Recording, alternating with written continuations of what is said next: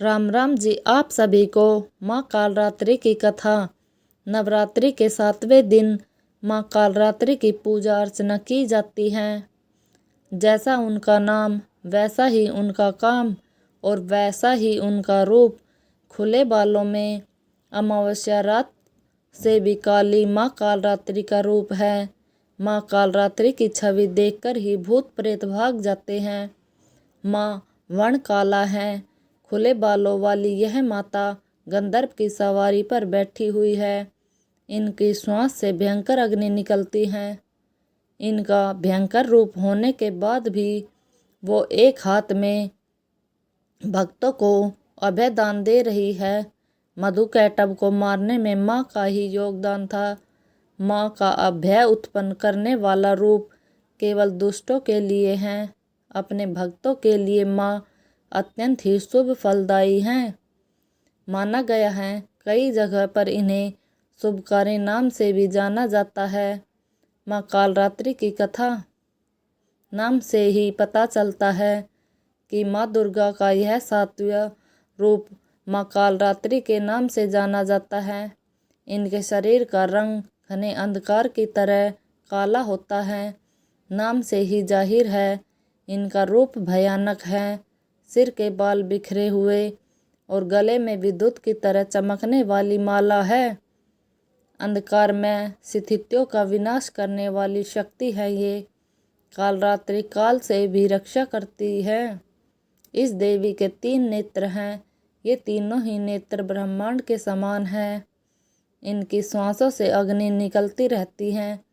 ये गंधर्व की सवारी करती हैं। ऊपर उठे हुए दाहिने हाथ की वर मुद्रा भक्तों को वर देती हैं। दाहिने तरफ का हाथ नीचे वाला अभय मुद्रा में है, यानी भक्तों को हमेशा निडर और निर्भय रहने का संकेत।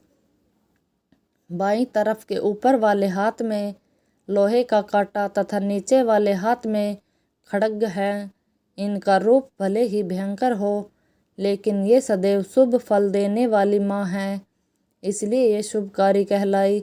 अर्थात इनसे भक्तों को किसी भी प्रकार से भयभीत या डरने की कोई आवश्यकता नहीं है। इन्हें साक्षात से भक्त पुण्य की भांति बनता है। कालरात्रि की उपासना करने से ब्रह्मांड की सारी सिद्धियों के दरवाजे खुलने लगते हैं और तमाम असुरी शक्तियाँ इनके नाम के उच्चारण से ही भयभीत होकर दूर भाग जाती हैं। इसलिए दानव, दैत्य, राक्षस, भूत प्रेत इनके स्मरण से ही भाग जाते हैं। ये ग्रह बाधाओं को भी दूर करती हैं और अग्नि, जल, जंतु, शत्रु और रात्रि भय दूर हो जाते हैं। इनकी कृपा से भक्त हर भय से मुक्त हो जाता है। माँ कालरात्रि की पूजा विधि।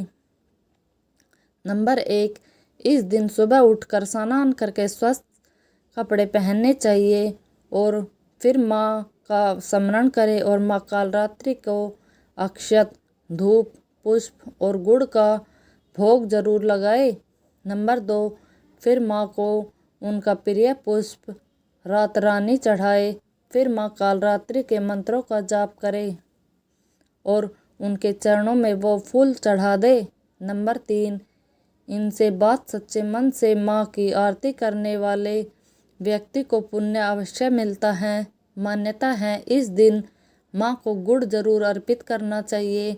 साथ ही ब्राह्मण को दान भी अवश्य देना चाहिए। माँ को लाल रंग बहुत प्रिय है। धन्यवाद। आप सभी का बहुत बहुत धन्यवाद मेरी कहानियाँ सुनने के लिए। अगर आपको मेरी कहानियाँ अच्छी लगे तो लाइक, शेयर, सब्सक्राइब ज़रूर करना।